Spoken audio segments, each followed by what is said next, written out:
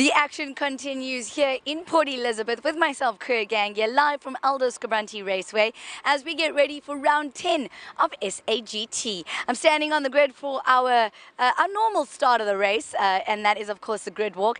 And I think I need to start with Dane. Shame, Dane, I feel like I'm rubbing a little bit of salt in the wound here, but you're at the back of the grid.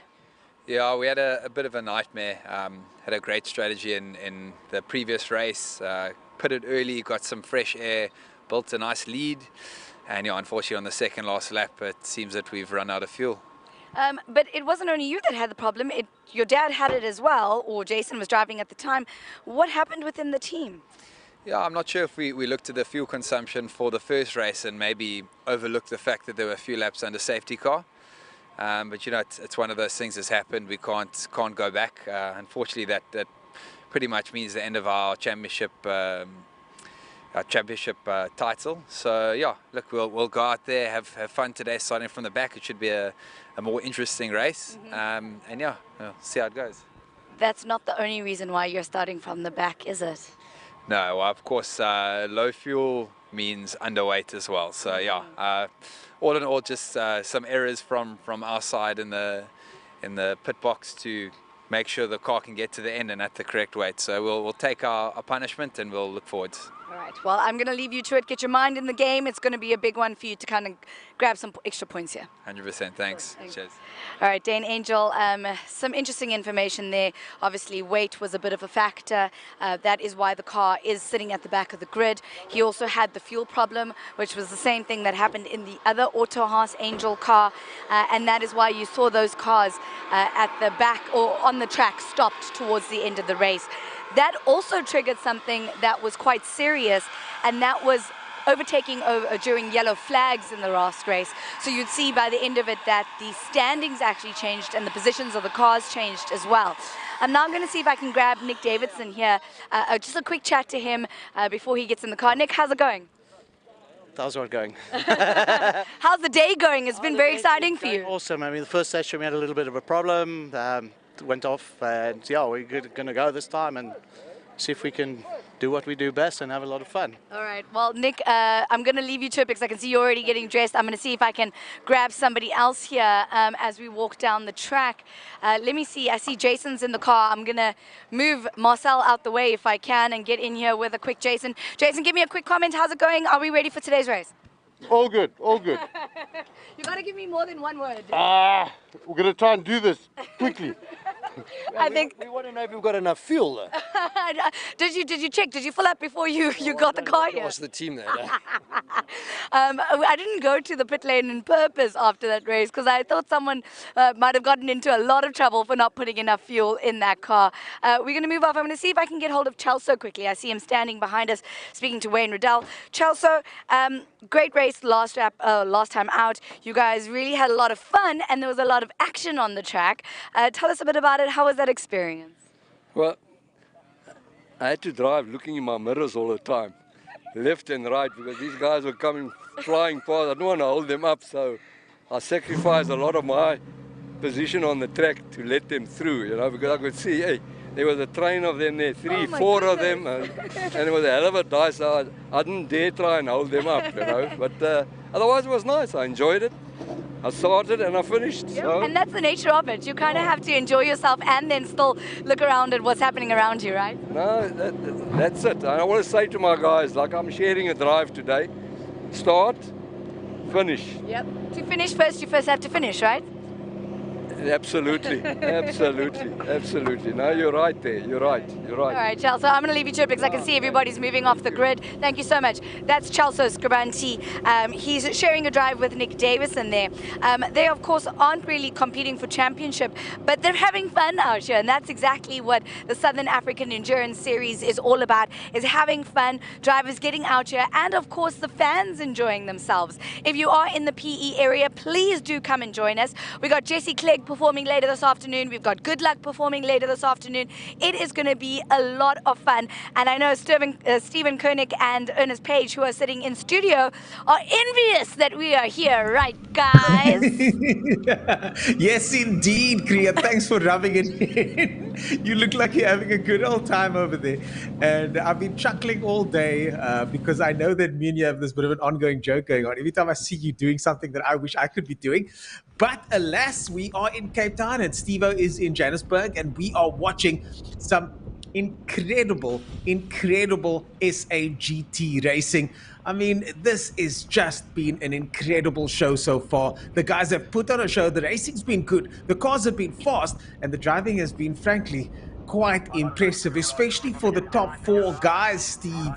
From my perspective, the top four drivers really are definitely carving themselves out a reputation for incredible pace, speed, control. The racing is just incredibly close. Steve-O, what are your thoughts so far?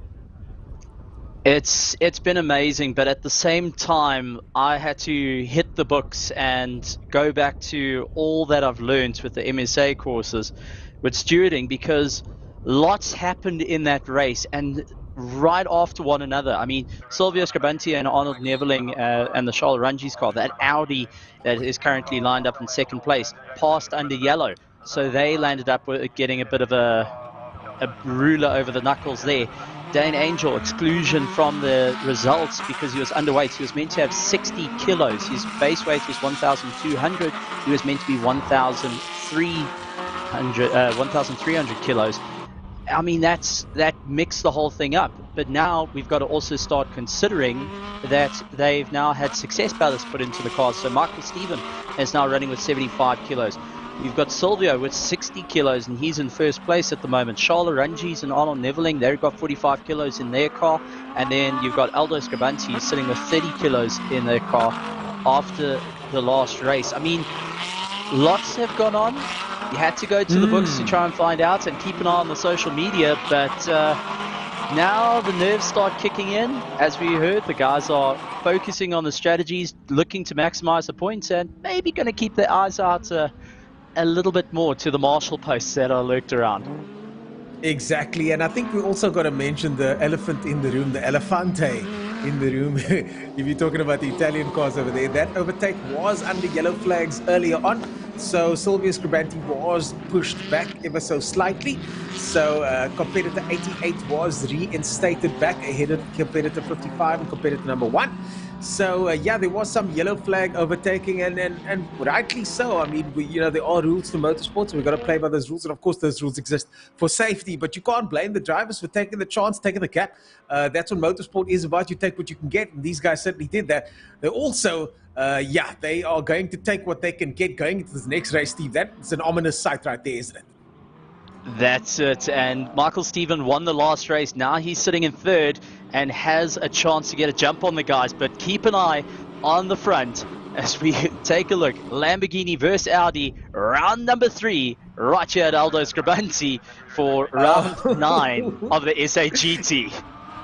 And ladies and gentlemen, we are underway. The Lamborghini on the right-hand side, that Silvio Scribante gets the inside line. The Audi on the left over there, the Rangi's Neveling pairing tries to go down the outside. We've got more Lamborghinis coming through. That's Aldo Scribante gets ahead of, Aldo Scribante touches. He's in the middle of the circuit. Oh my goodness, I cannot believe they missed him.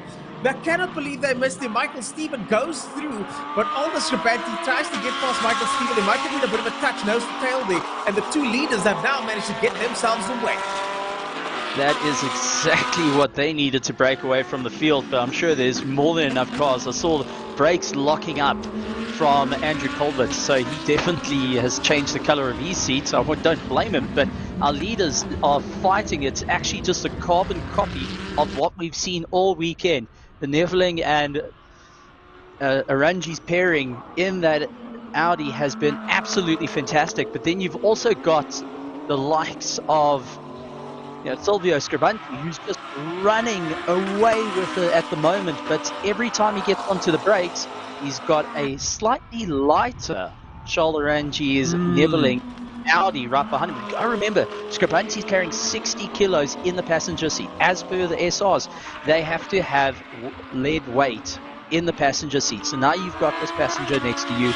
Neveling's got one that's definitely been on a diet a little bit more and has the advantage in that respect. But look at these two racing nose to tail. We saw them dicing early on, but this time the Lamborghini leads us off. Excuse me.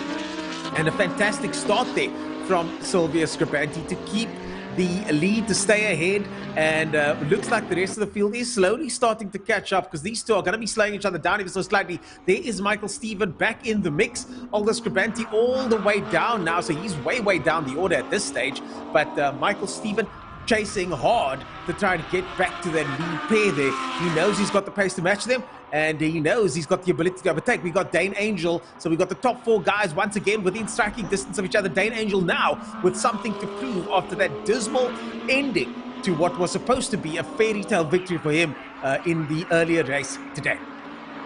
And just taking a look, our first to fourth have already done sub-1s around the circuit. Silvio Scribanti putting in the fastest time of 58.81.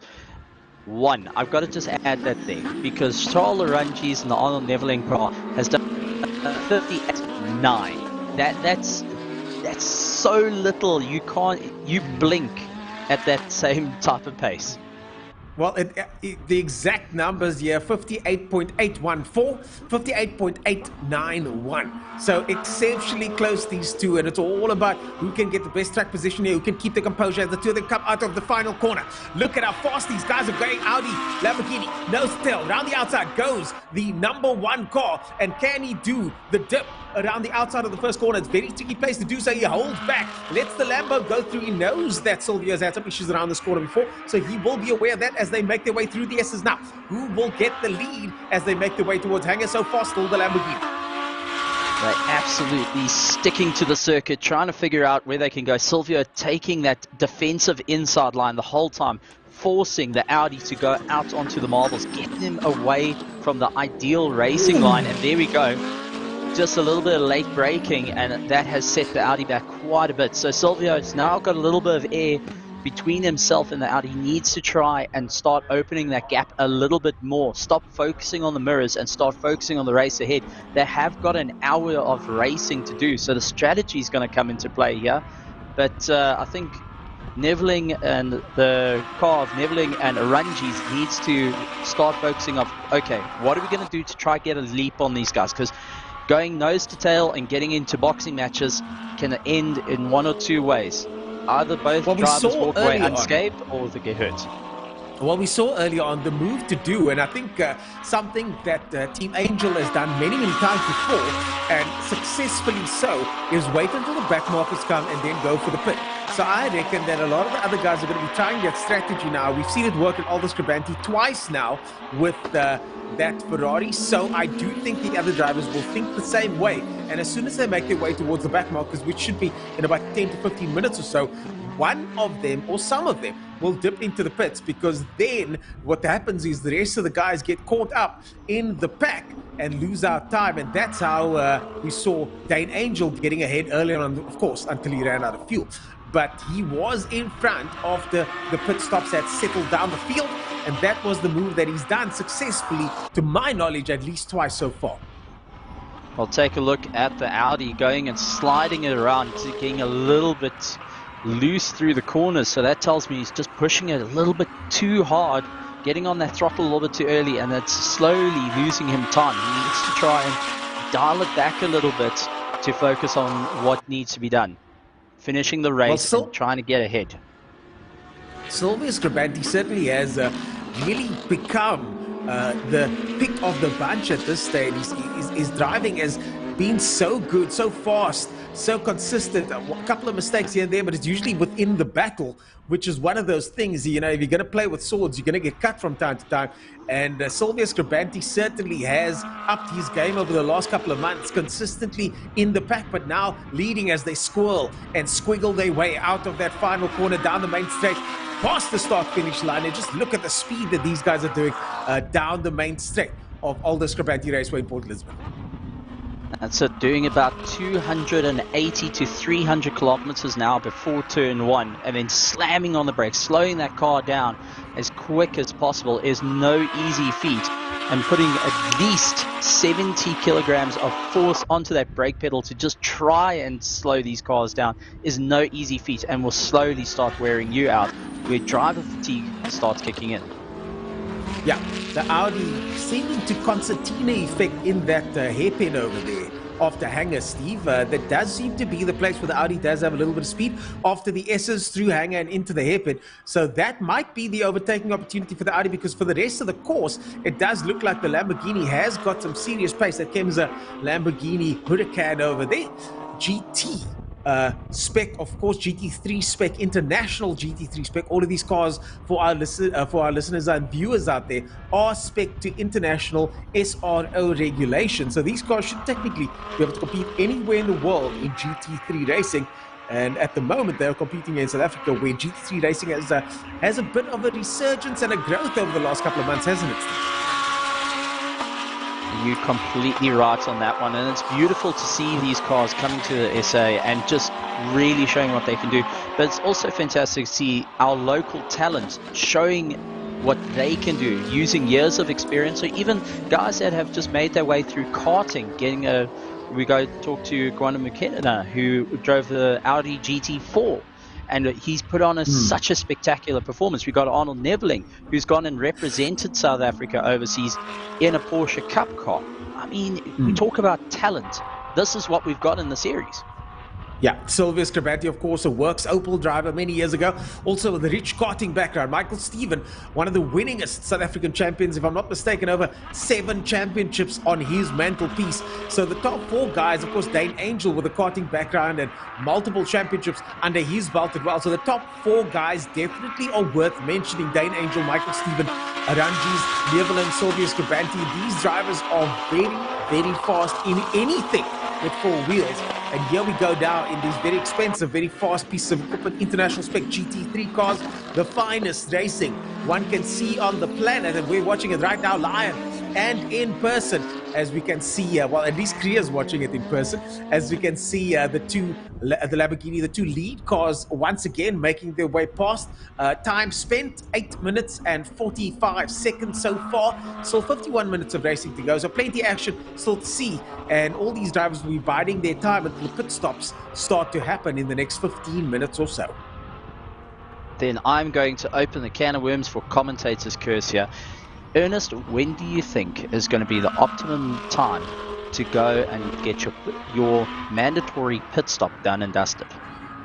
Well, we saw earlier on, Steve, that the best time to do so was as soon as the back markers start to interfere, especially since not everybody's going to go past the back markers. So if 3 people go past the back markers while they are very close to each other, like we see these 2 over here, they're going to lose time. We've seen it, especially on such a short circuit. So that would be the best time to pit. And Dane Angel has been very, very good at doing that. So I suspect Dane Angel will be able to get that pit lane change done as quickly as possible, but he is still within striking distance. We see the McLaren coming into view in the background there, and Dane Angel now getting ever closer to Michael Steele. The gap now 1.8 seconds. So let's watch that gap and see what happens. And there's the McLaren, there's Dane Angel. So let's watch that gap of 1.8 seconds in the previous lap and see what that looks like as they now go across the line. Still 1.8 seconds. The gap not closing, but I do suspect he's going to grab some of that time back over the coming laps. And another thing I want to check out, these guys are racing down at Aldo Scribanti. It's 21 degrees at the moment inside those cockpits. You take a temperature gun to it right now, it's going to be sitting closer to 40 degrees inside the cockpit. That's without you in your Nomex. That's without you with your helmet. So the sweat is going to start dripping down, and these guys are going to have to try and figure out how to maintain focus while in boiling conditions in essentially a microwave. Yeah, those Nomex knickers are starting to get a little bit less comfortable now as they make their way through, but oftentimes the drivers do zone out when in the car, not too worried about what's happening on the outside, as we get eyes on the MP4-12 over there, an older spec McLaren GT3 car, but still pretty much one of the quickest ones here. 59.0 his last time, his best time 58.9, which is right up there. So the gap now down to 1.799, so still pretty close, but visually it looks like that gap is getting closer every time they go into the next corner, Steve. I'm beginning to wonder if Michael Steve would start to feel the pressure now, a little bit, grab some curve, going through the S's as he now makes his way towards Hank. It doesn't look very clean. It looks, I think you're right there. He's starting to, the lines are starting to get a little bit dirty. He's starting to touch those curves, grabbing a little bit too much every so often, and getting very close to dropping a wheel off into the dirt. So I think the psychological effects coming into play of seeing someone in your mirrors. But our leaders managed to get past Sun Mudley. Now it's up to Michael Steven to get past Sun Mudley without getting held up too badly. But with Dane Angel chasing him down, it's the last thing you want is to have a back marker slowing you up. Yeah, especially at the wrong spot, especially at the wrong location on the circuit. And this is exactly where you don't want to get onto a back markers through the S's. We saw earlier on some very much close calls through the S's here as their son Mudley now finds himself in between the mix over there in that giant Mercedes-Benz AMG GT3. And Dane Angel will be watching the progress very closely to make sure that he times his pit stop as perfectly as he has done through the course of the season. Unfortunately, his championship hopes dented because of that DNF from the previous race. He did get a classification though, thanks to GT3 races rules. He does get a classification, but unfortunately he was stuck on the side of the circuit without fuel, both cars. So a miscalculation there from Team Angel, but hopefully this time no such miscalculation. We saw Kriya Gang here earlier and having a bit of a chuckle with the team, and good to see that they're in good spirits about these things. These things do happen, but I'm pretty sure some words will be changed in the pit lane to make sure that this does not happen again. Well, for Dane Angel, it was real amounts of salt in the wounds. I mean, he did get an exclusion for the last race because he was underweight. So not only did he run out of fuel, he was now underweight. That's got him excluded as an exclusion in result. That hurts it in terms of point. But taking a look at our leaders that just came by, it looks like the Audi has pulled the pin and starting to give old Silvio a run for his money. But Michael Steven also feeling the pressure with Dane Angel, who's now put the championship aside and focusing on the race ahead. Well, there comes Dane Angel now, and as we see once again, another Ferrari getting into the mix there. That is the Marcel Angel and Jason Ibbotson car, the 46 car, which is also getting stuck in there. And there goes that Ferrari just peeling off to the right-hand side. But look how close these guys are matched over here. The top four, even after that first incident. I wonder if we can get a replay of that opening incident. I'd love to see if we can get that replay going. We saw that was Aldo Strabanti that had a bit of a mistake going into the first corner and was across the circuit. I suspected someone would collect him, but it didn't look like anybody did. So well done to the drivers for not causing any more drama than they needed to. But I'd love to see that replay though. I'd like to see exactly what happened there as the guys now slowly start their hunt. And the guys now slowly started to close in on those leaders. And Dane Angel slowly Michael Steven. Well, I mean, as you said, it was so close. It could have ended very badly. And I'm sure that there was a lot of change of color of seats when suddenly you've got one big Lamborghini sitting in the middle of the road and you've got to try and figure out what to do. As we saw, Andrew, who's coming by now, sorry, that's Sun Mudley, Andrew in the second Mercedes had to stomp on the brakes as hard as he could to just try and bring the thing to a halt, not to go into the side of the Lambo. And that's also impacted his race as well because guys got around him. But taking a look at Audi going and dropping a wheel on the dirt there. Yeah, that Audi does seem to be a bit more racy now the last couple of laps. And also we forgot to mention, Steve, that lockup for anybody that locked up into that first corner, that could have caused some flat spots on those incredibly sticky Michelin tires. And once you flat spot these tires, they tend to bounce up and down a little bit. So I'm pretty sure certain drivers are dealing with some flat spotting on their tires after that first corner incident. That's completely right. And in the rules as well, they've got a limited amount of tires they've got for the weekend. So if you've gone and hurt your tires on the Friday and in the previous race, you got to make do with what you got now. So getting a flat spot means that you're dealing with it. There is no tire changes for you. So that is another little aspect that adds to SAGT. It makes it more interesting, a lot more. You've restricted, but at the same time, puts a new challenge to both the teams and the drivers on making sure that they run a faultless race. Yeah, exactly. It's got to be a faultless race. It's got to be a faultless performance. But we did see a couple of mistakes take place in race one. But we also saw the drivers capitalizing where they could. and making good on those mistakes where they managed to do so. So I do think some of these drivers are making certain mistakes, but again, you know, when it comes to motorsport, there's split-second choices that need to be made. You zig when you should have zagged, and you got the written off Lamborghini. So to criticize anybody for making any sort of tiny mistake, there's so many variables going on here. These drivers are up against one another, and we talk about this often, Steve. When it comes to strategy, it's not a one-on-one sort of a thing. Your strategy has to go up against many, many others with similarly good strategies, and that's what we saw Dane Angel do earlier on. So I'm very excited to see how the rest of this race pans out. We're just in the early moments of it now, as Colbert now starts to get in the crosshairs of these two leaders over here.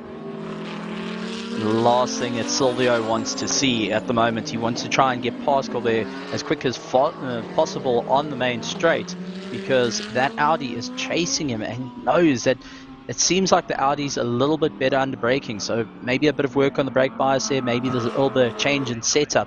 Has got Silvio, and he's going a little bit sideways, catches it, but definitely pushing the cars a little bit harder, and now the grip is starting to disappear on this very, very hot circuit. I wonder how the weather is affecting things there. Of course, as you say, 21 degrees, and here come the back markers now, and the pit lane seems to be open. At least our cameraman is looking into the pit lane over there. I wonder what's going on there. If anything is about to go down in that pit lane, the first of the pit stops, the Ferrari. Michael Stephen went into the pits, and these two now getting held up by, that's Colbert over there, and this looks like Ibbotson in front there. Michael Stephen is in the pits. We've got Kriya in the pits now. She's going to give us some feedback of what's going on over there. Kriya, over to you.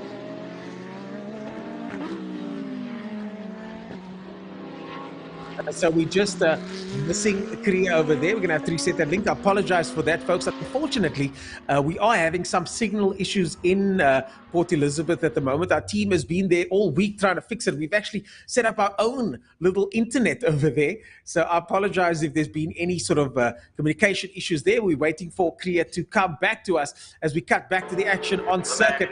And the two drivers still battling it out. Lamborghini versus Audi. That is Ranju's Neveling pairing the Audi versus Silvio Scripanti, your leader in the front over there. I'm beginning to wonder if Silvio Scripanti knows that if he wins this, he could be way, way, way out in front in that championship. So we are live for now. Over to you. Yes, sorry about that. We are having signal problems here in PE. I think it's the wind. Might be the wind. But Jason, you decided to come in quite early in the race. Yeah. I started getting a gearbox problem. It wasn't building up pressure. So we've just done a change. Marcel's gone out. Looks to be okay again now. But it's intermittent, so we don't really know. So let's see if it works out for Marcel. I think he'll be in shortly anyway. Okay. So you guys are not going to do any other pit stops for the race? No, that's it. Okay. We'll just let Marcel give it a go and try and see how it goes. Otherwise, we'll just cheer Dane on. Yeah? Right, Cool. All right, well, there you go, guys. All the inside information. An early pit stop there. It felt like something was wrong with the gears. They came in, they're testing it out, and Marcel has gone out. Yep. There you have it, straight from Jason Ibbotson, one of my favorite drivers over there. Certainly a fan of Jason Ibbotson. And so far today and yesterday, a flawless drive from him, Stephen. No spin outs. And I hate to harp on that, but I think it's important to note that someone like him that's relatively new. Oh, watch this. This is the Aldous Rabanti car there. And is that the car getting lapped? Is that Michael Stephen about to get lapped? So Stephen's gone into the pits, which puts him ahead of the leaders now. But this could mean that he's lapped. But back to Ibbotson, Steve. What are your thoughts? I mean, so far, a great performance from Ibbotson. We've got to point that out. It's been a phenomenal performance, and he's been working hard. Also, taking a little bit of, I've got to just point out, the mechanical sympathy of, listen, the car's not running 100%. Rather than not go and hammer the car out too much. And if there is a problem, we'll look at pulling the pits, but we want to finish. So, a little bit more professionalism to of mechanically, which I think is forgotten with some drivers. So fantastic to see it. But all weekend he's been so well, and also really working on his times.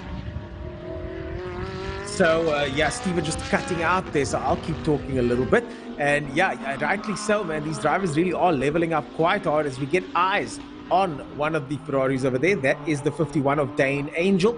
Just look at that car. It looks phenomenal. The 488 of Dane Angel. I do get confused between the two, though. The 458 and the 488 do look exactly the same to me. And I'm sure some Anoraks out there are going to say, no, the 458's got this and the 488's got that. But yeah, looking at the screen over there with that Auto House Angel livery, even when I see these cars in person, I get a little bit confused. But someone that isn't confused with what's going on is our lady in the pits, Kriya Gang here. Kriya, back to you in the pits. What do you have for us? So I have Jason Watson. Okay, so we've lost Kriya once again, and it looks like I'm working. So you guys are going to have to hear my voice a little bit longer than most as we watch the MP4-12 coming to view. That is the other Scribanti Audi over Lamborghini over there. And watch in the background, there is Dane Angel with a uncharacteristically late pit stop. So he is just on the charge at the moment. No pit stops or no sense of a pit stop coming from him yet. We'll keep a close eye on that car as obviously Kriya will let us know what's happening in the pit lane there. But we're just sorting out that audio issues with Kriya as we get eyes on Dane Angel. In the background is the other Angel Ferrari, and further back is of the Mercedes-Benz GT3. It looks like further back there. And through the S's goes that Fezza at the moment. And look at those tents in the background there, folks. And as mentioned, there is plenty happening on the circuit in this spring festival. And you know it's spring because the flowers are out, the sun is out, and certainly the people are out in force in Port Elizabeth. It's the spring festival, and we will be having good luck later on. We will be having, and I'm not just talking about on track, I'm talking about the band, I'm talking about JC Clegg as well, and also DJ Zane. We've also got drag racing that's happening across the weekend. Of course, the SAES in the mix as well. South African Endurance Series starting later. So this is, in fact, a motorsport festival, folks. So if you are in the area, let your friends on through. Come say hi and let us know what you think of the Spring Motorsport Festival if you are there. I'd love to see your comments in the comments box on YouTube and Facebook. But looks like plenty cars out in the stands over there. Plenty people here to enjoy the That's 100%. The crowd coming out in droves and really going and enjoying some amazing action. And what better way to spend a weekend going and watching GT3 cars? And we've also got our SAES that's coming on soon. We've got music. It's everything you need. Speed, sound, and African pride all wrapped into one amazing weekend, starting on the Friday and running through on the Saturday. I mean, this is the best.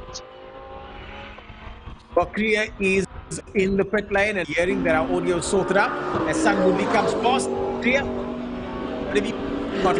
All right, let's give this a go one more time. I'm standing here with Michael Stevens' team, and we saw that he came in a little bit early. Was that a strategic decision? Yeah, look, we have a 75 kg ballast, so we decided let's do it a little bit earlier, see how it works out. Then he can go ahead and chase them. We had a good pit stop, 28 seconds, so yeah, we're happy with that. Yeah. Let's see how it does. And I see from you guys coming in, we saw a little bit of a chain reaction, and now we're seeing some of the other guys coming in. Yeah, more cars are coming in. Silvio and them are our competition in the pit stop, so yeah, we're trying to give them a go, you know. Right. So yeah. Well, it's all about strategy here in PE, gents, and as you can see, it's definitely coming into play. Oh, yes, indeed. And we love to see it, folks. We love to see, and the strategic moves that we're seeing over here really does make things quite exciting as we see Michael Steven with that ballast getting the move on San Mudli over there. San Mudli's car does look so badass, doesn't it? I mean, that's got to be one of the hottest cars I've ever seen.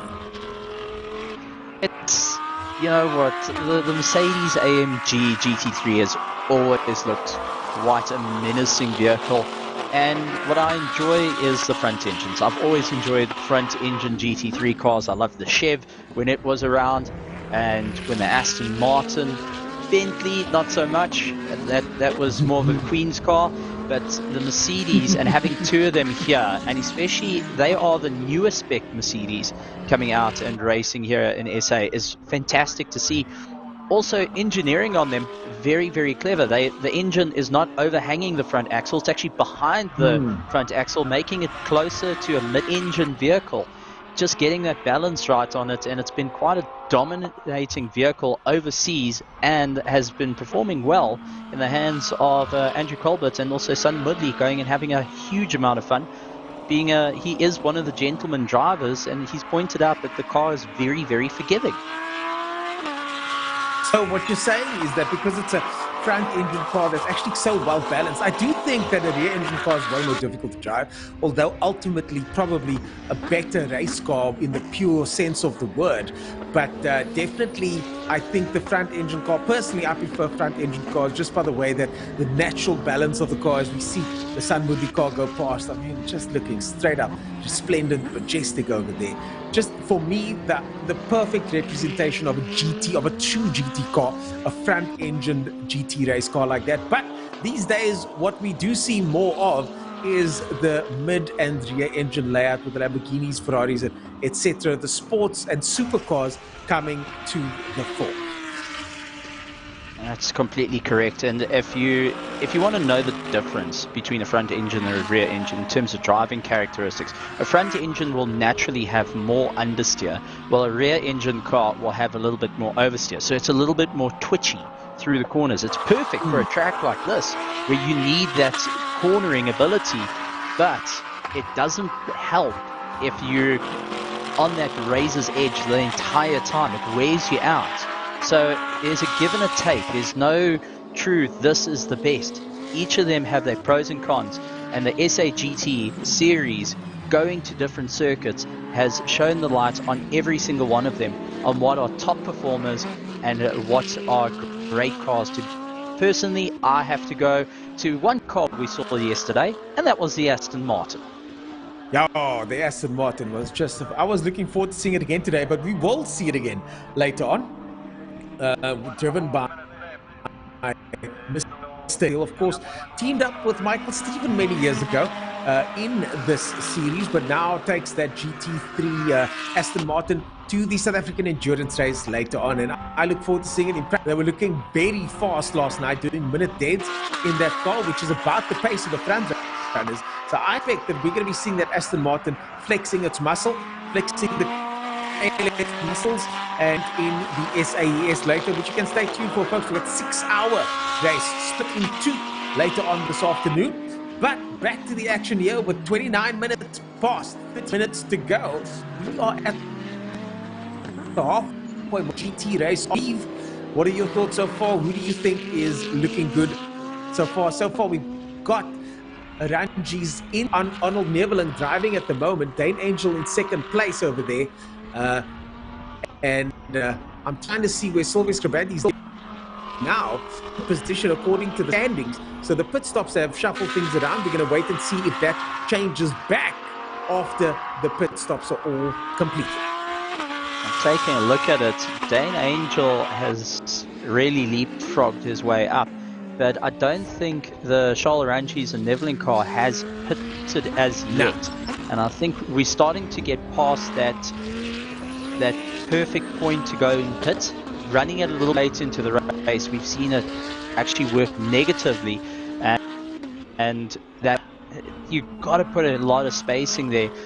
So if I have to go and put my money on at the moment, I will have to put Dane Angel. I know it sounds weird, but Dane Angel is not stressing about the championship at the moment. He knows it's taken a bit of a knock from the first race. He's focusing on just driving and enjoying it. It makes a difference. When you take the pressure off the driver, you take the pressure of, I have to be in this at this time, you suddenly start getting a little bit more relaxed, and you start to see your own limits to your talent. So keep an eye on him. Number 51 is my bet. I don't know about that. I think he might not have done enough, but I've been wrong before, as here comes the Audi over there. And according to the official standings, Ranji's Neveling in the lead. They're 8 seconds ahead of Dane Angel, and there he is. And further down by 1 lap is Silvio and Michael Stevens. So those two are 1 lap down, which means that Ranji's Neveling still have to pit. Dane Angel still has to pit, and I suspect we're going to be seeing that soon. And what an interesting turn of events. Someone that we expected to pit first is this Ferrari over here, the 51, has not done so, and has not done so yet with 31 minutes already completed. We'll wait to see when that car leans right on the exit of that corner, and that's when you know they're going to dip into the pits, but not this time. This time, across the line with a time of, let's see what that lap time looks like. His last time was a 59.4. 59.4, this one 59.4, his best time 58.769. Going a little bit quicker, but going and singing. I mean, the sound of this Ferrari is amazing. This V8 in the back, 600 horsepower they can put out, 700 Newton meters of torque. I mean, it is an insanely powerful machine, but with BOP, it can contend with, let's go a little bit further down, with the Audi or the Lamborghini sitting at 580 horsepower. So a little bit down, but the weight comes into play, and the BOP with restrictor plates bring the field so much closer, and this is where it gets a bit of fun seeing it. But it looks like he may deciding not to go into the pits this time. He's going to keep going and just flooring it, hoping to get a little bit closer to the likes of the Audi. Our Audi R8 LMS Evo out in front with Charles Arangis and Neveling getting behind that car. Well, we're looking into the pit now. Just what that was in the pits there. And so far, the time's looking very, very consistent for this 51 car over here. 59 seconds his previous run, 58 his best. And it does look like Dane Angel is just circulating. Ari Neveling, I think, is in the pits now. I think they've just dipped into the pits. So this is going to be quite telling to see when they come out. Let's keep an eye on this car. Dane Angel is currently in second position. And there goes the Audi. There goes the Audi out of the pits now. So here comes Silvio Scribanti. So Silvio Scribanti still has to pit. Has pitted already. Dane Angel still has to pit. So this is going to be very interesting stuff. Now, where will they end up at the end of this? Arangis now still in the lead. So after all's been said and done, Charles Arangis behind the wheel now is still in the lead with Dane Angel having to pit still. So technically on circuit, Dane Angel is in front, but he still has to pit. And Arangis Neveling is in second position on track right now, but technically should be in the lead. Silvio Scribanti still has him in his sights. Michael Steven just a little bit further back. So it looks like the only one to pit is Dane Angel. That is what we're waiting for at this stage. Let's see how that unfolds. Ladies and gentlemen, Dane Angel needs to get into the pit. Still running and still circulating is Dane Angel. I think at this point there's nothing left to lose. They're going to keep going. Time's running out and they know about it, but they're just focusing on keeping that car out, try and put as much spacing. But I want to point out, so far, Friday and the first race for Saturday, and right now, putting the fastest time of the race goes to Scribanti, who's quicker than the entire field. Not by much. I mean, his best time was a 58.602 in this race, when you got the likes of Dane Angel doing a 58.769. They're so close to one another. Still fastest lap time, but precious seconds. Yeah, precious seconds, but that's all it's all about, Steve. When it comes to motorsport, it's about those tenths of a second. As always mentioned by the great Vin Diesel, it doesn't matter if you win by an inch or a mile. Win is a win, and this is exactly what these guys are chasing here. They're chasing inches, they're chasing tenths of a second at times. And that's all that matters, because at the end of the day, if your name's at the top of the bill, that's all you need to know. One thing that drivers also got to bear in mind, especially the likes of Silvio Scribanti, Arnold Neveling, and Dane Angel, is they got penalized, which means that the stewards are watching them very closely in case of any other mistakes. They've got essentially the first warning for getting something wrong, but if it happens again, it's going to be harsh. But we got Kriya down in the pits with a bit more information.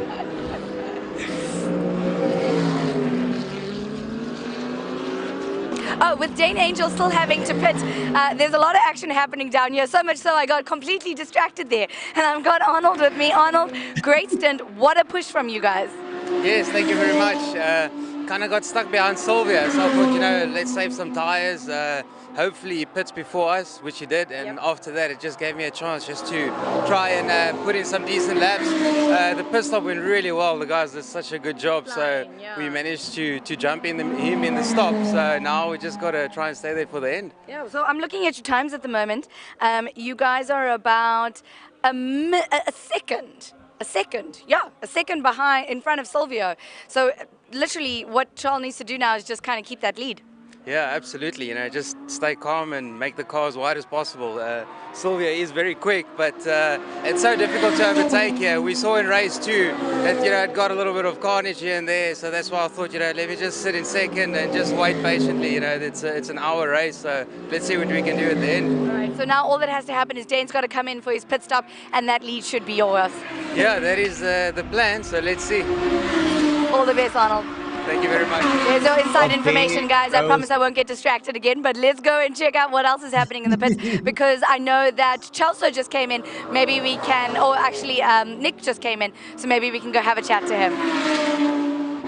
I don't mind if Tria Gang gets distracted, because that means she's talking to the people, getting the good stuff, and getting all that inside information that we so desperately crave and need here, Steve. I mean, you and I sitting remotely here, I need all the info I can get. Well, Kriya is the perfect person to do it, because she's essentially like carte blanche. Whatever little information, she will find it. That's all I can say. But going and having a bit of a chat there with Arnold Neveling, saying that, you know, everything seems to be running okay. Now they've just got to allow Charles Arangis to keep up the momentum, keep going and not get distracted, but also make the car as wide as possible for Silvio Scribante chasing him down. And we saw that Silvio Scribante, if he wants to get past, he's going to put his nose in. He's going to give you no option. So Charles got to start getting elbows out and hopefully not trying to, you know, adjust other competitors' mirrors at this point. Well, Silvio Scribante currently is 1.6 seconds down on Arangis. We're waiting for Dane Angel to come into the pits once again to make sure that this sort of pecking order sorts itself out. But 1.6 seconds is the gap to watch out for there. And if that changes, we'll know about it, folks. So 1.693 seconds was the previous lap's gap as they now make their way to the sweep section towards the final corner. And then as they go down the final corner, they'll go across the line, and then we'll know for sure what the standings are. 20 minutes left and still no sign of Dane Angel into the pits. His last time of 59.71. So all of them running similar times. But Silvio Scribante certainly is the fastest one at this stage. 1.2 seconds the gap now. The gap has come down. It's definitely, the chase is on, and now Silvio has got the bit between his teeth. He is charging, looking to try and get by, and he's just got to get ever so closer. The back markers are going to come into play, and this is all about boxing in your competition. In other words, putting your competition behind one of the back markers, putting them offline and managing to get by. So as you can see, a little bit of a battle going ahead. That's Andrew Colbert going and duking out with one of the Scribantes.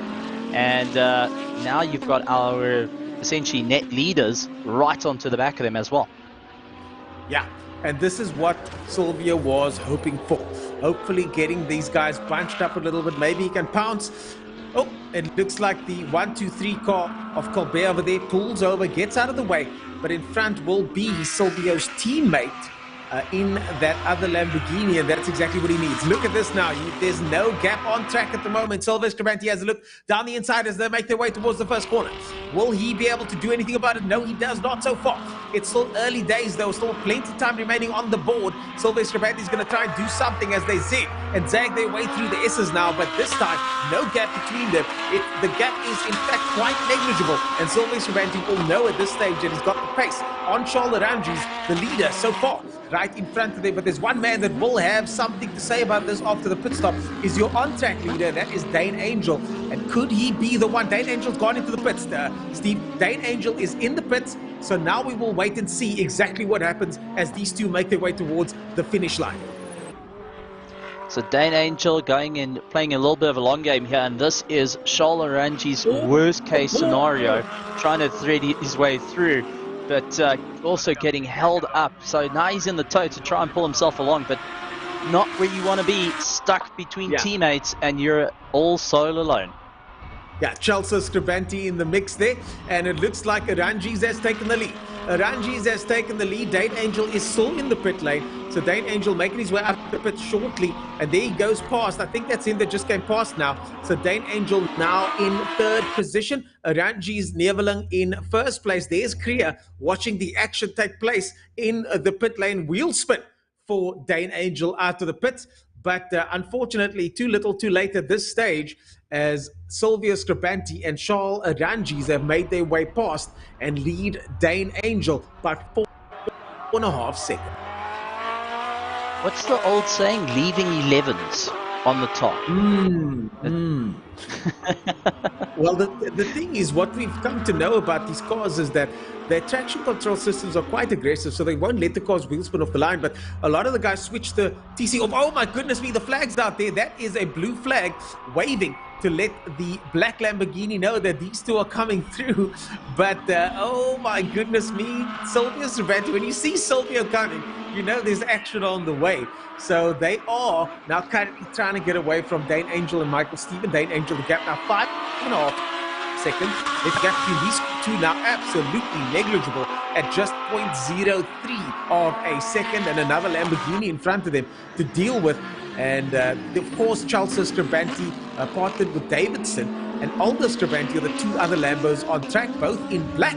And those two are teammates to the yellow Lamborghini over here. So some team orders may be coming to play. They were pretty good at getting out of the way, but nothing wrong with waiting a little bit extra and pausing a little bit on that accelerator here and there, I'm sure. But nose to tail now, digging right underneath that bumper is Sylvia Scribanti. Down the main straight they go towards the start-finish line. They will cross the start-finish line. That was Alder Scribanti that's in front of them there. So Sylvia Scribanti and Aranji is now making their way towards Alder Scribanti just in front, who currently sits in 5th place, also in the pro category. I just want to point that out. We've got first and second chasing down and looking to lap 5th place. If that doesn't tell you how hard these guys are pushing to try and do it. I mean, you take a look. 5th place is doing 59 seconds. The others are 2 seconds quicker, right onto the back of them. And as much as people are going to be looking at the blue flags and going, but hang on, isn't the car meant to move out the way in 3 corners? No. In GT racing here in South Africa, it's up to the driver passing to pass safely, and for the back marker to maintain their line and be predictable in letting it pass. So you can either be a gentleman and lift off the throttle, let the guys go, or they're going to have to try and figure their way around you. And as you pointed out, maybe the team orders of let them try and figure it out. Yeah, Alder Scribanti, of course, is running solid pace. We saw him having that incident on the opening lap over there. So I think that's what caused him to slip all the way down. But his pace dictates that he is running right up there with the front-running guys. He's running very similar speeds and times to the front-running guys. He's having done a 59.2, which is in fact faster than the last lap of both Silvio and Aranji. So Alder Scribanti, no slouch himself, just finding himself on the wrong lap at this stage of the race with just 15 minutes to go, folks. It's all to play for these two front runners at the moment, and Aranji's runs a little bit wide.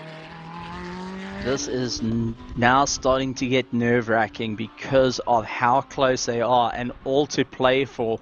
You want to maximize the points. You both had a bit of a difficult weekend at this point, and you want to try and climb up through the ladder. As we talk about, Charles Aranji's lying in 10th place in the championship. He wants to move into that top 5 as quick as possible. And then you've got Silvio, who needs to try and stretch his lead in the championship to be able to win. You know, there's points on the table here. There's no room for error. And we're running out of time in the year to be able to make up any points. Yeah, exactly. They'll be heading into the final rounds in the coming weeks down in Cape Town. And that's where they're going to try and make up those last points tallies.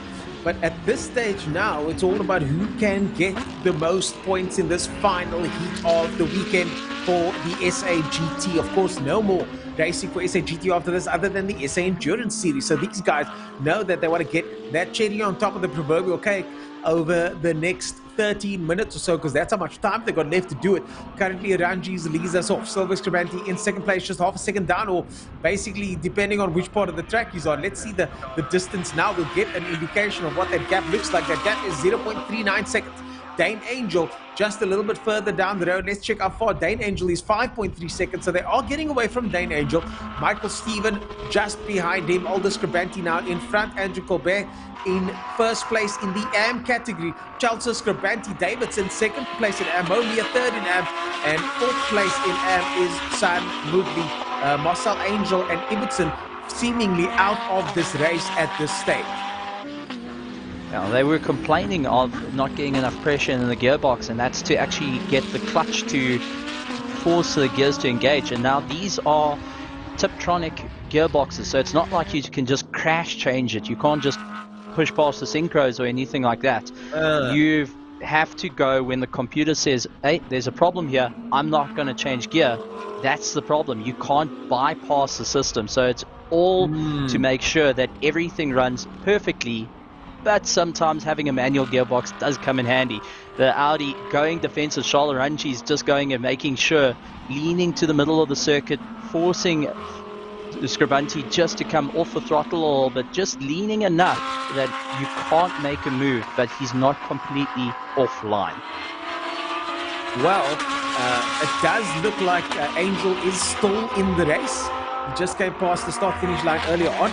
But they are quite far down the order, so they're just looking to scoop up whatever points they can as Scribanti Davidson just crosses the line. As I mentioned, second place in AM category, but the pros are battling it out big time over here. And these two pros, nose to tail, now catching up slowly to Aldous Scribanti, who, although not running bad times, is just consistently a little bit slower over the course of multiple laps. And that's what we're seeing with the Peugeot racing car over there, running fantastically good.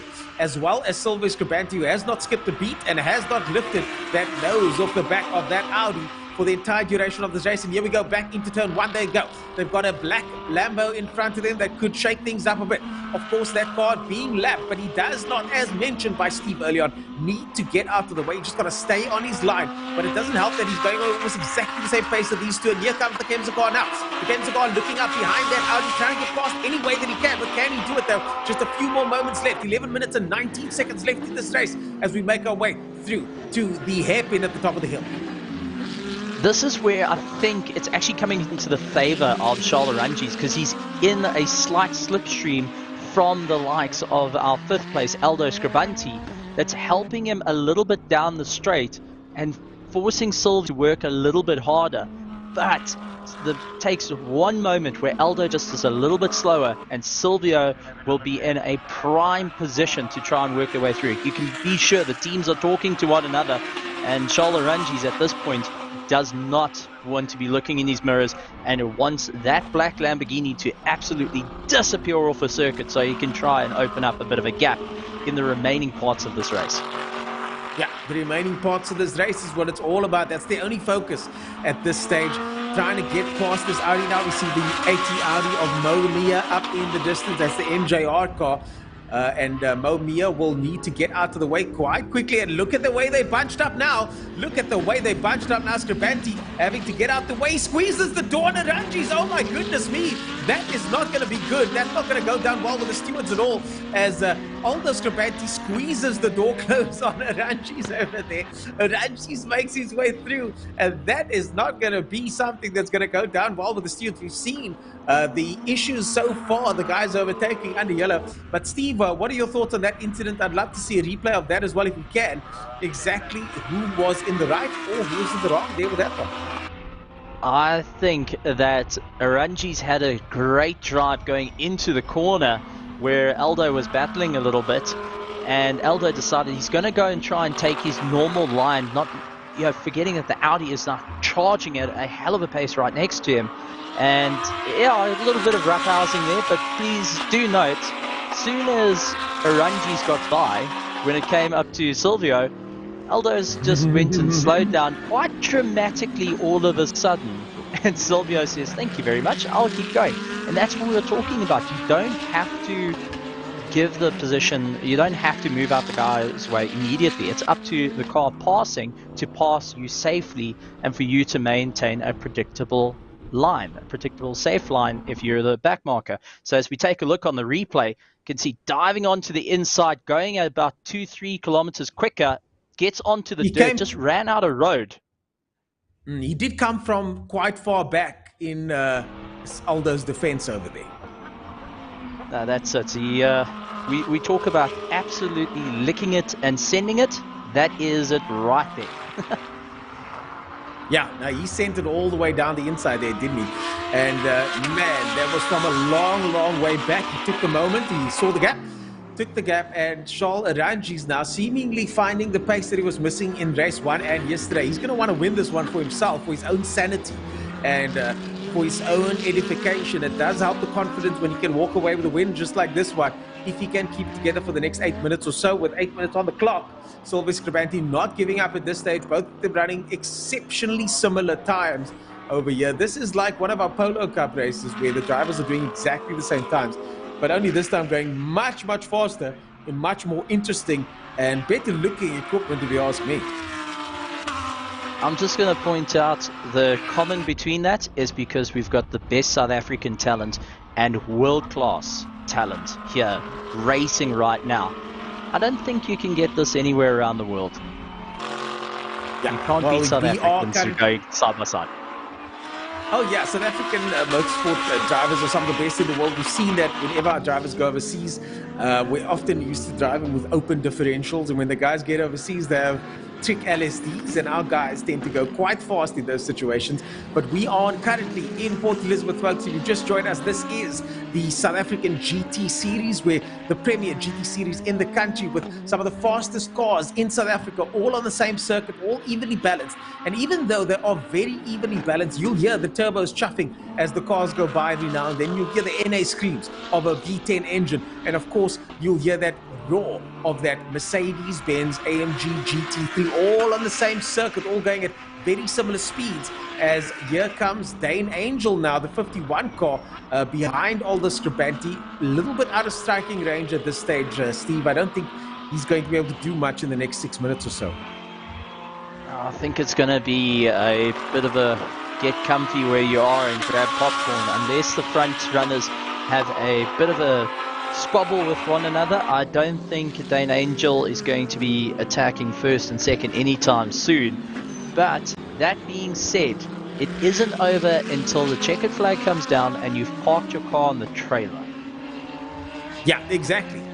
Exactly. It's not over till it's over. And the fat lady certainly hasn't got her music notes out quite yet. But I do think she is starting to get that stand ready for action, because it's 5 minutes to go now. And here they come once again. The pressure on Arangis has been immense, and he has soaked it up quite well. I've got to say, over the course of this race, they go past the AMG GT3 over there of San Moodley, who slots back in behind the pack.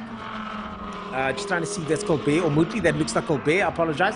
That is the Colbert Mercedes-Benz AMG GT3. He finds himself now currently in 6th place and first in AM. So he's in his own race, and well done to him. I mean, coming back after all these years and leading off the AM category is Andrew Colbert, as here comes the leaders once again. Arangis in the lead. Silver Scribanti just half a second back here and there, but for the most part, he is one lunge away from making this a victory for him here at his home circuit. There goes San Moodley. Let's see how that will affect things as they make their way into the final corner onto the main straight once again. Take a look at Charles Arangis doing an old karting maneuver. Go to the middle of the circuit, and when you go onto your braking point, you're in the middle of the circuit, so there's not enough space to go on the inside, there's not enough space to go on the outside. And Silvio tries to look on the inside, but just hasn't got the run. So playing a very defensive game. He spoke about he wasn't feeling comfortable in the car in the last straight. Well, I think in Havasami, he's definitely got his eye in right now. Yeah, I think he's got his eye in, Steve. I think he's found his rhythm. I think he's found the pace, certainly, and definitely the comfortability. But the last 4 minutes of a race can be quite nerve-wracking. We see these laps, only 1 minute laps, so basically about 4 laps to go now, or 3 laps or so to go before they make their way to the final sector. And that's usually when things can go south as the two back markers make their way through. Now, yes, Sun Moodley will be moving out of the way, or will he? Down the inside goes the Audi. Sun Moodley has spotted them, so he gives way. There's somebody stuck, somebody spun out in the middle of the circuit there. We've got a car spun out in the middle of the circuit. This could cause yet another situation. Trying to see who that is. He manages to flick it around. So that looks like the 45 car, and that's Aldo Scribanti over there has spun it. So Aldo Scribanti spun it there close to the hairpin, and isn't that what we saw him spin early on as well? Somebody spun over there early on at the hairpin. So I think that was Aldo Scribanti as well. I'm not too sure. But yeah, we've seen spins happening at the hairpin. So this year must be Davidson and Chalso's car now in the way of the... Oh my goodness me! Chalso holds up the Audi, and there goes Silvio Scribanti once again. Silvio Scribanti gets the lead. Oh my goodness me! We've got to see a replay of this. That was an incredible turn of events, and Silvio Scribanti's got the pace. He didn't do much, he just stayed left, and the two of them read the situation the way they did. Silvio read it best and managed to get past the Ranjis in the closing stages of this race with 2 minutes and 50 seconds to go. She's viewing Chalso. Looks like Chalso spun out, and there comes Sun Moodley around the outside. Through comes Colbert as well. And the Lamborghini left stranded on the side of the road. But this is the battle that we're watching here. This is the turn of events that we want to see. And just look at the captain. Aranjis now finds himself having to claw back. Down, down, down the order goes Aranjis. And unfortunately for him, he's now relegated to second position again. And Silvio Scribanti, the championship contender, now in the best possible position going into the final stages of the race. Steve, your thoughts on what we just saw? Well, what I saw, the Charles Aranjis doing everything he could to try and get by. Got a little bit squeamish right behind the back marker. That opened the door and allowed Silvio to say thank you very much. As you said, they read the situation. How were you going to take it? You got a car in the middle of the road. Which way you're going to go? Which is going to be more beneficial? It's like rolling the dice, flipping a coin. It's 50-50.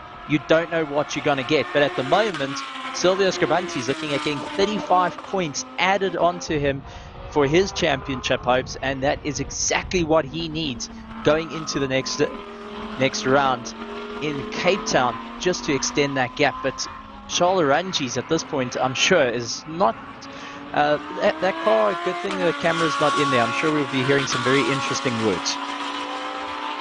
Jeez, some interesting words indeed. I'm actually chatting to a friend of mine, Astrid, in Germany at the moment, and she was literally working on her TV while this happened, and I asked her, did you see that? Because that was an exciting move of the day. Please can we get a replay of that, Mr. Producer? I'd love to see exactly what happened there again, because that was just an exceptional maneuver between those two drivers over there, and this is the car that has come out on top.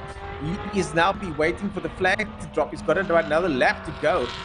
By my calculations, if he goes for one more lap, he will get the flag around the next time. The gap now 1.3 seconds. So Aranjis clearly didn't have the pace that Lamborghini had, but was able to fend him off for quite some time. And here's the replay now. Let's watch what happened. Down the inside he goes, but I want to see what happened before this, Mr. Producer. If we can see what happened before this, because that's where that setup was done. The setup was done through hanger, and then it was executed through the hairpin at the top of the hill. So the move happened in hanger. We can just go back ever so slightly and see what happened there, because that to me was the move of the day. I can't do on that one. That is definitely one of the moves that have put a highlight on the weekend, and it's one of the moves that have defined the race at this point. It saw the leader, but watch the Audi get squirrelish the Audi on got the exit squirrely. of hanger.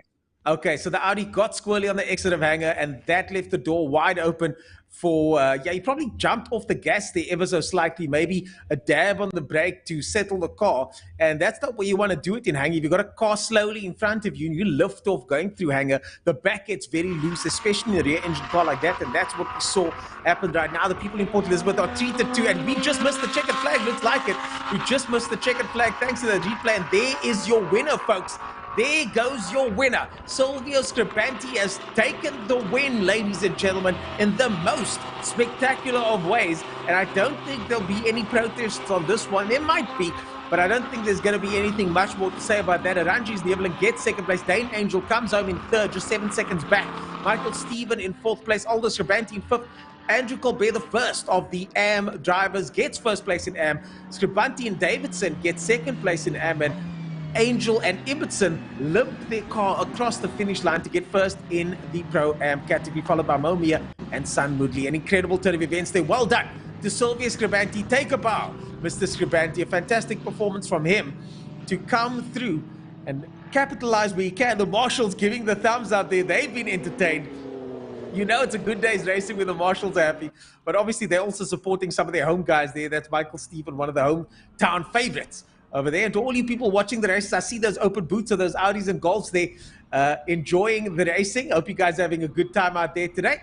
Thanks for coming through and thanks for coming to join the races. Lots of hands in the air, I see.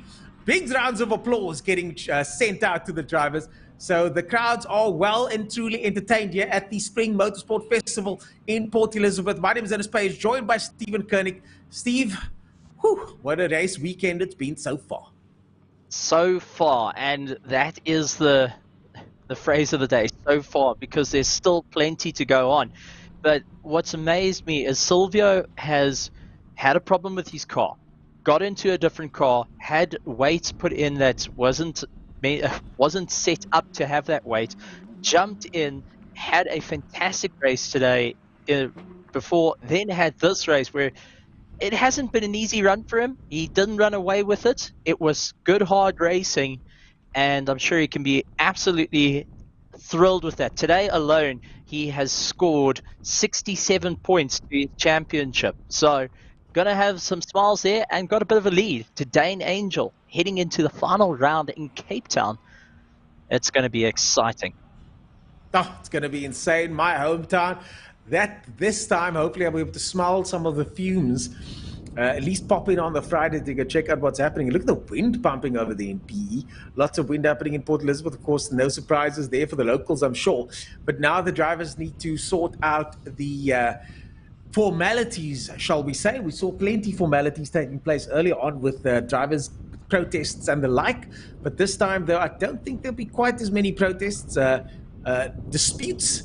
But certainly there were some robust moves and maneuvers over there. The guys might still be talking to one another about that. But what an exciting race weekend. So, and I say so far because it ain't over yet. We've still got the 6 hours of SAES later on, which will be split into 2 races, Steve, to give us a little bit of a break as well as the drivers and the teams. But still plenty action to go here in Port Elizabeth. And this is, of course, the Spring Motorsport Festival. And here is the replay of how the action panned out. That is Chalso Scribanti car over there. Oh, Colbert just going around. I think that's Sun Moodley over there. That looks like Sun Moodley's car over there, just getting all the way around the outside. Well done for him for avoiding that incident. But sheesh, man. Yeah, that was after the overtake for the lead by Silvio Scribanti.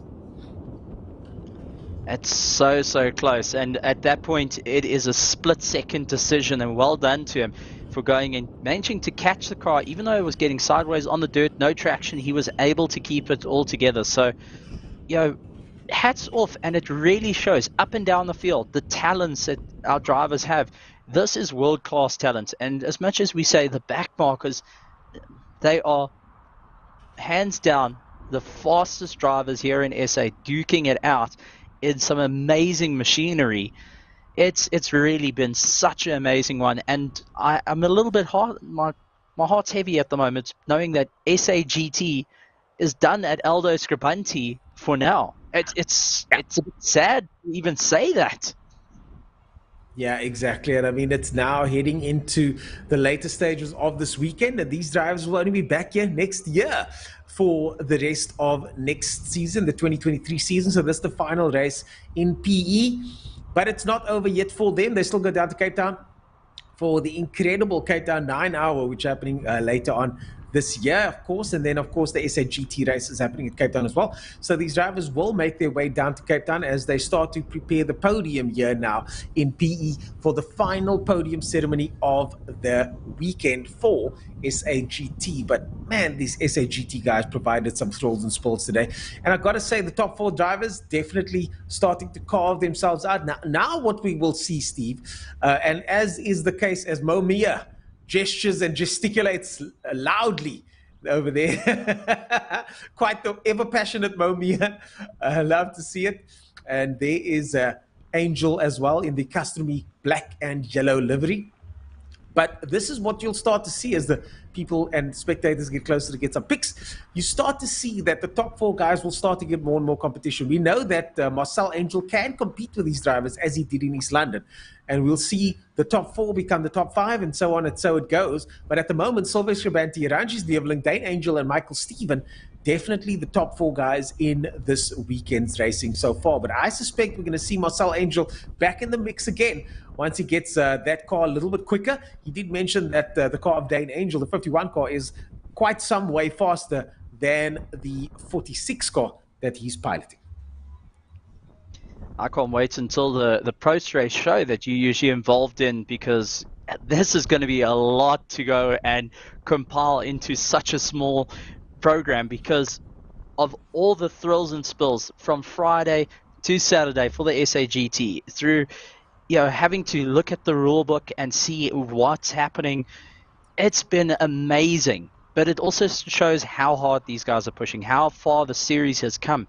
Every time there's something new, there's something interesting, there is something more happening. The drivers are carving a legacy here in South African motorsport. That's the only way I can sum it up. They're carving a legacy here in SA.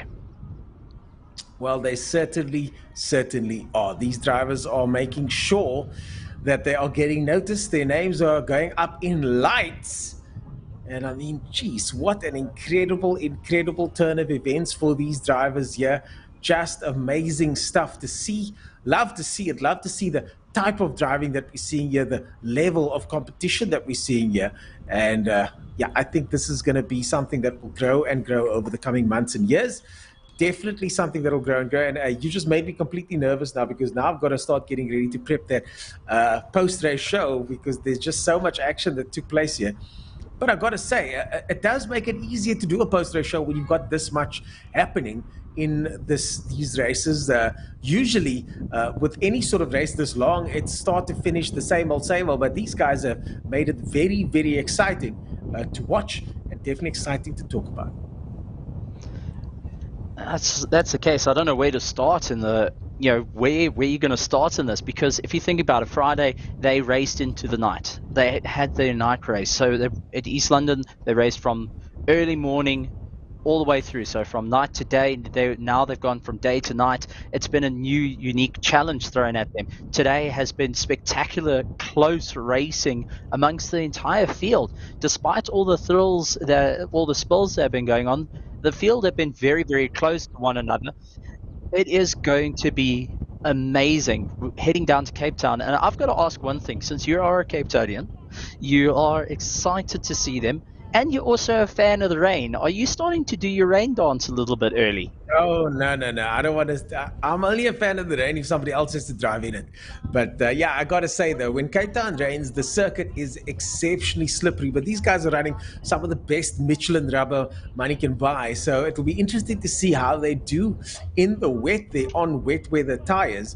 I mean, as I said, these guys are some of the best drivers in the country. So it'll be quite cool to see that happening.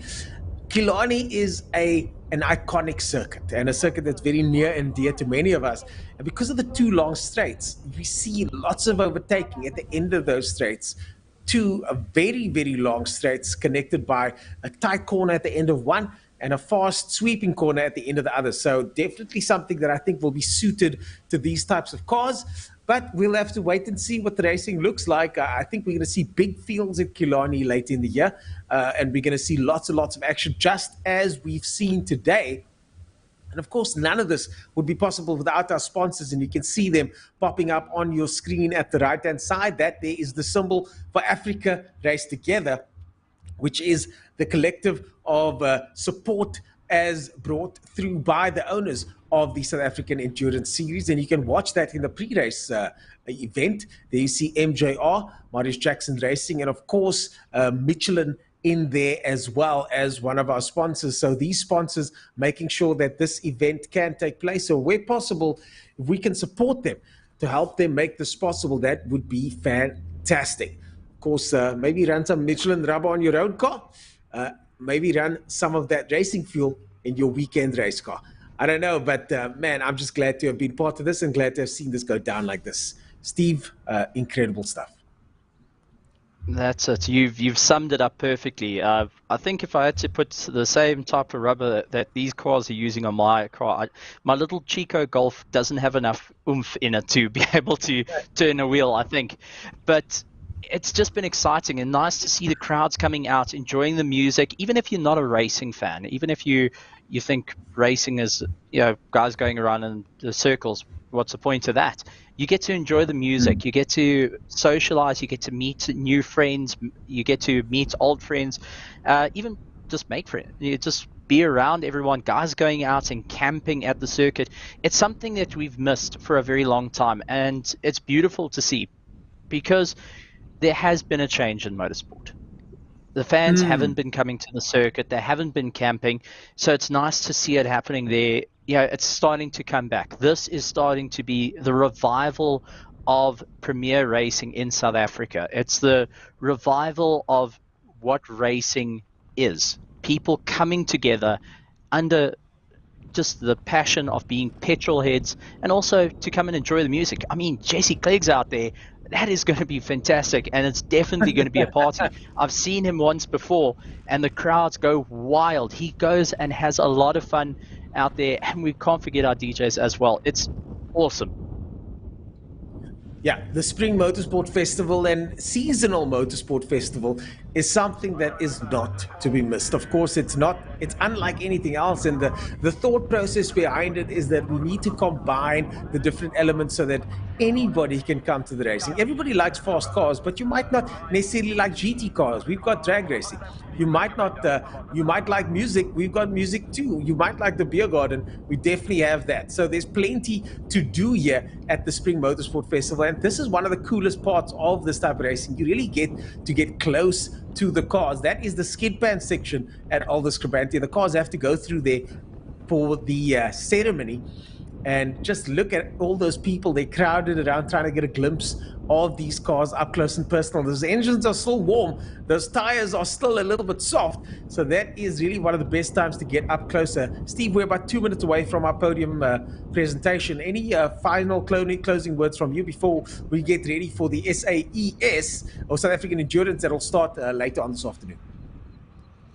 I got to say a well done to all the SAGT drivers, teams, families, everyone supporting, because it was an incredible weekend for SAGT. And even though they've come with bumps and scrapes, to see everyone still shaking hands, still going and supporting one another, despite anything, there's no hard feelings. They left it out on the circuit. I take my hat off to the professionalism of every single one of the drivers and teams down there in the pits. Yeah, no, definitely. I mean, we've got professional outfits here, and the teams are just getting better and better. I bet you the Angel team will never make that mistake again when it comes to that fuel issue. I bet a lot of these teams will not make the same mistakes that they've made before. Everybody is getting better, but this is what the series was intended for, is to level up the standard of GT3 racing in South Africa, which it certainly has done. And going forward, we want to compete against the internationals when they come back here for the Kyalami 9 Hour. Maybe not this year, maybe not the next year, maybe one or two guys this year, maybe one or two guys next year. But definitely over the course of the next couple of months and years, we'll start to see these guys getting much, much better. We'll start to see the teams becoming much tighter, slicker. And of course, even when it came to the pit stops last year, the guys mentioned that they weren't able to stop as fast as the internationals. But I'm sure that's going to be changing soon as we wait for them to get ready for the next phase and the prize giving. Just look at that pace car GTR looking so good on the left over there. Yeah, it's a stunning car, but that's what was needed to just get enough heat into the tires and the brakes for these SAGT cars. And I have to say, it's not that we're going to be competing on the international level. No, the international guys are going to come and they're going to have to compete on our level. We're going to raise the bar every time, and that is what's being shown. Our South African talent is raising the bar, and I've actually looked forward to more and more people, more teams coming and joining the SAGT and also the SAES. We're going to see them later.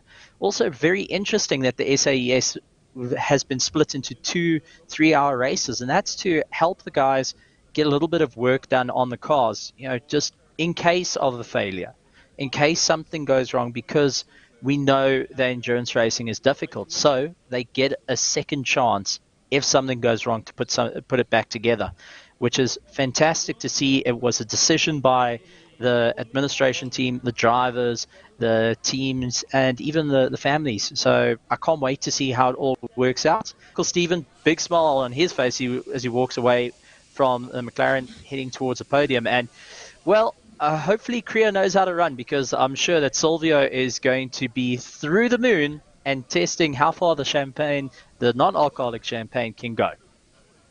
Well, it might not be non-alcoholic for all of them. It might be the last race for some of them. So we're gonna have to wait and see. Just make sure to keep those mouths closed, people. Those that are racing later on, but definitely some champagne popping is in order. Certainly some well-deserved champagne popping. And let's talk back to what we saw over the last couple of hours, Steve. We saw incredible racing yesterday. The drivers driving late into the night, in the dark, and talking about the dazzling lights. Ibbotson mentioned that even when the cars are behind you, you can't really tell how close they are. Then, obviously, this morning we started with the next heat of the day, where we saw an incredible turn of events, cars overtaking under yellow flags at the finish line, and the result then getting overturned to the previous standings. And then now we saw Silvio Scribanti overtaking whilst a backmarker got in the way seemingly, but it all was above board. I mean, just incredible racing. And this is what we wanted to see. What we don't want to see is processional driving. What we don't want to see is one person running away with it all the time. And that's exactly what we're getting here. We're getting good, solid racing at a high level from some of the best drivers in the country. Certainly Aranji's proving himself over there, Neveling as well, Silvio Scribanti, of course, and then definitely one of my personal favorites, Dane Angel, right up there. At least on pace, unfortunately not with results at this stage, but definitely on pace. Now it's up to the bean counters and the mathematicians amongst us to come up with those championship results, because I'm keen to see who exactly is on the top of the podium at this stage. I completely agree with you on that one. And just taking a look at the guys coming through, they're going to be keeping our first, second, and third. But as you brought up, it has been an exciting weekend.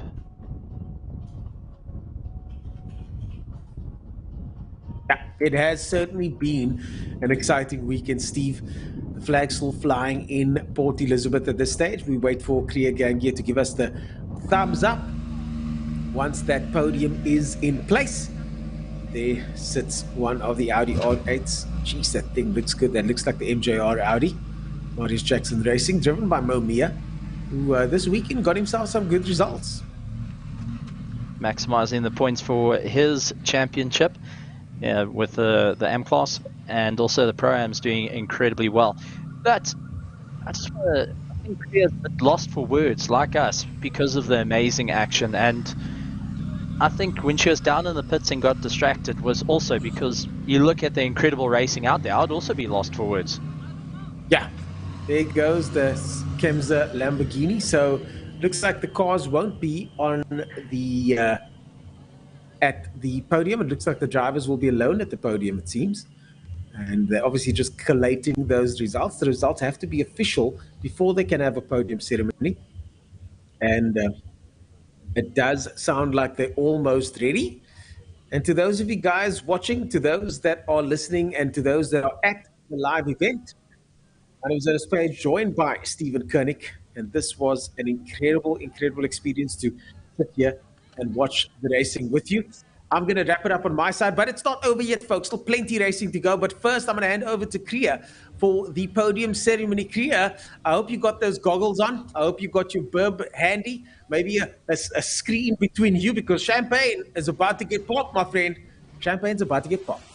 Yes, I think you're right. Champagne is about to get popped, and we do have lots of racing still coming up this afternoon. Definitely do not forget the SAE race is this afternoon. It's a 2-3-hour racing, so make sure that you tune in and join us at Port Elizabeth, in Port Elizabeth at Alros Kubanti Raceway if you are in the area. Don't forget to also have Chrissy Ted and good luck performing a little later. DJ Zane is already on the books, and I'm cutting into his party time. Hey, DJ Zane. But we are going to get ready to take our podium for round 10 of SAGT. So we'll start with our pro category as we normally do. In third position, ladies and gentlemen, please put your hands together for Dane Angel.